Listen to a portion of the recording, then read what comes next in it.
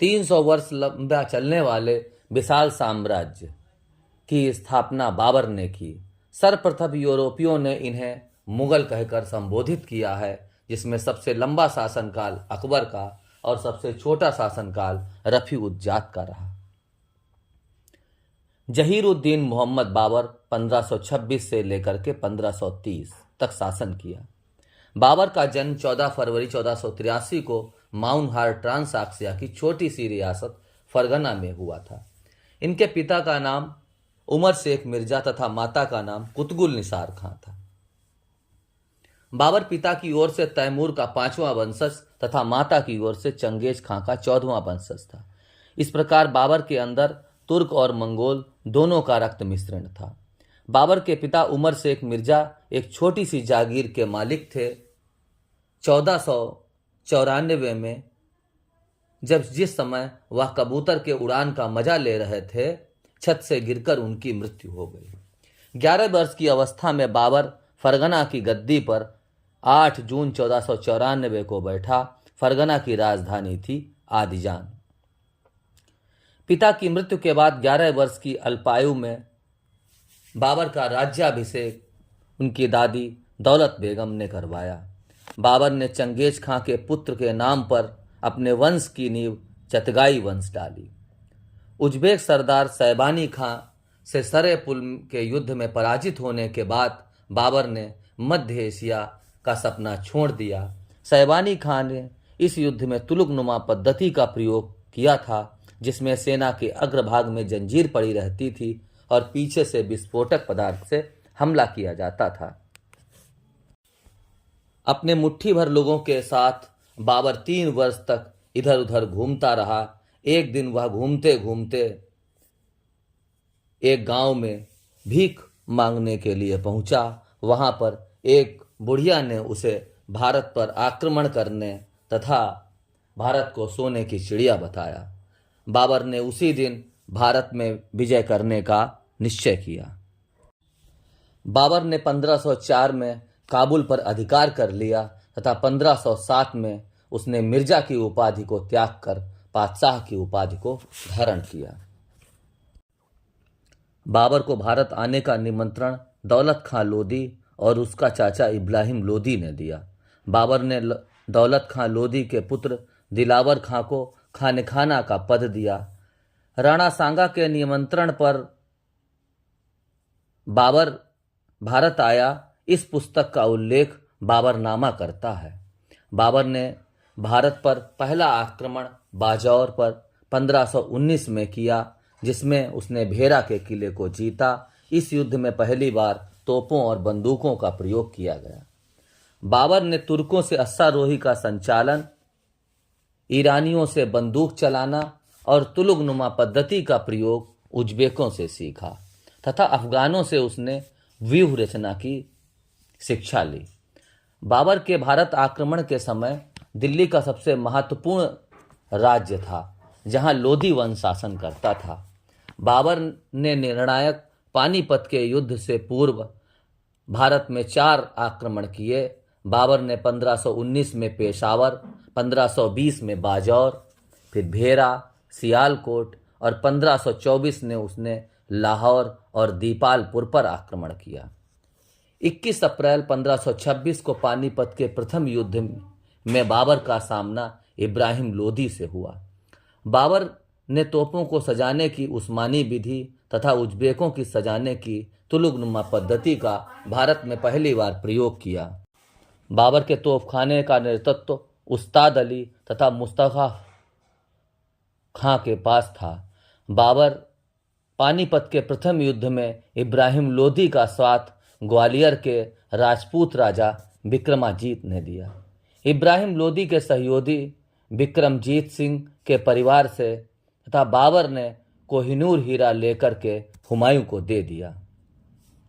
पानीपत के मैदान में इब्राहिम लोदी, विक्रमाजीत सिंह तथा 15-16 हजार के करीब लोग मारे गए। मध्यकालीन शासकों में इब्राहिम लोदी पहला शासक था जो युद्ध के मैदान में मारा गया। पानीपत में बाबर ने ईंटों द्वारा इब्राहिम लोदी का मकबरा बनवाया। पानीपत की विजय के उपलक्ष्य में बाबर ने काबुल के प्रत्येक निवासी को चांदी का एक एक सिक्का दिया। उसकी इस उदारता के कारण उसे कलंदर कहा गया। बाबर की विजय का मुख्य कारण उसका तोपखाना तथा कुशल सेनापतित्व था। यह युद्ध भारत का ही नहीं बल्कि लोधियों के भाग्य का निर्णय था। बाबर तथा राणा सांगा के मध्य युद्ध आगरा से 40 किलोमीटर दूर 17 मार्च 1527 को खानवा नामक स्थान पर हुआ।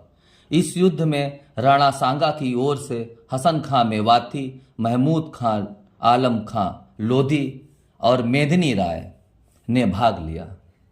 पानीपत के युद्ध के बाद बाबर द्वारा भारत में लड़े गए युद्धों में सबसे महत्वपूर्ण युद्ध खानवा का युद्ध था।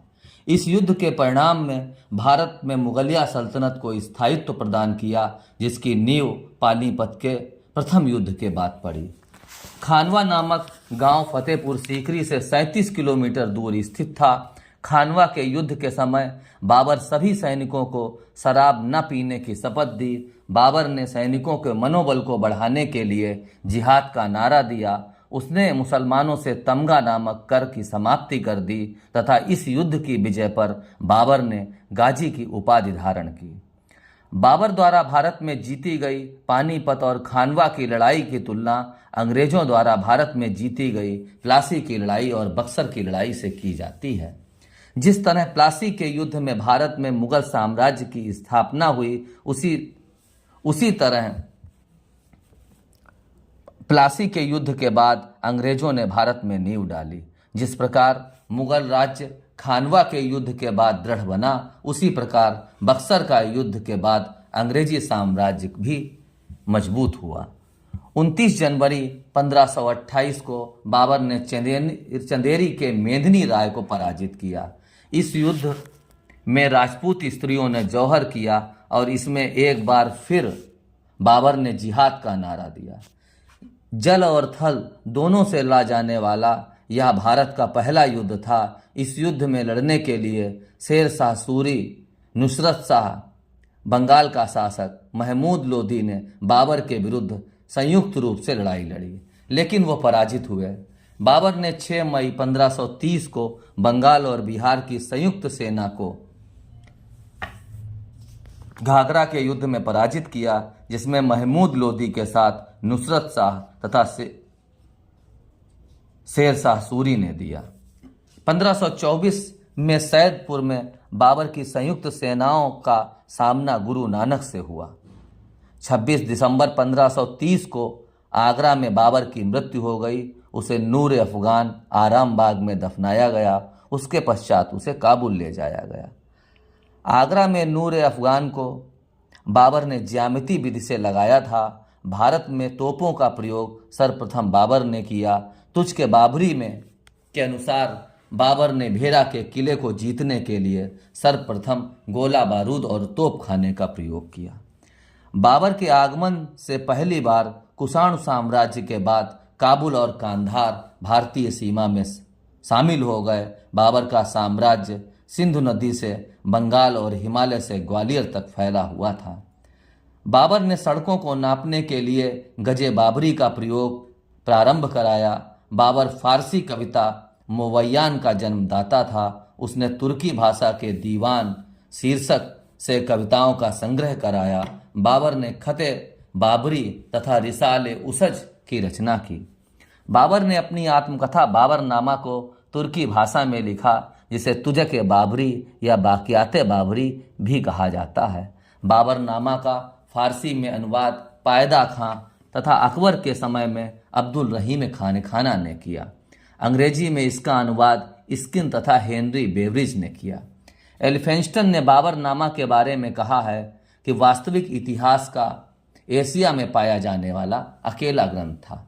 पानीपत की विजय के बाद बाबरनामा में अकबर ने कहा कि काबुल की गरीबी अब मेरे लिए फिर नहीं।